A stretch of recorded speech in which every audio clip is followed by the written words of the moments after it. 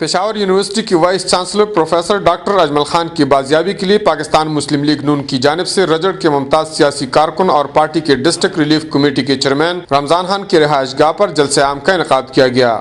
اس موقع پر پاکستان مسلم لیگ نون کی صوبائی جنرل سیکرٹری رحمت سلام خٹک، ضلعی آرگنائزر اورنگزیب خان، رمضان خان، سجاد انور، فضل مالک، علاقے کے معززین اور کثیر تعداد میں عوام نے شرکت کی۔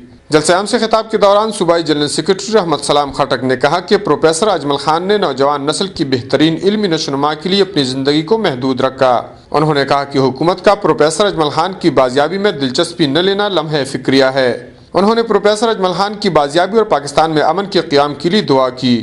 ضلع آرگنائزر اورنگزیب خان نے جلسہ عام سے اپنے خطاب میں کہا کہ پروفیسر اجمل خان کے قومی خدمات کسی سے پوشیدہ نہیں، لیکن موجودہ حکومت نے ان کی بازیابی کے لیے کوئی اہم کردار ادا نہیں کیا۔ انہوں نے پروفیسر اجمل خان کے خاندان کو یقین دلایا کہ ان کی رہائی تک پاکستان مسلم لیگ نون کسی قربانی سے دریغ نہیں کرے گی۔ جلسہ عام سے رمضان خان، MSF کے صدر شیراز خان اور دیگر نے بھی خطاب میں پروفیسر اجمل خان کی بازیابی کے لیے حکومت سے مطالبہ کیا۔ کفایت اللہ، اے نیوز، چارسدہ۔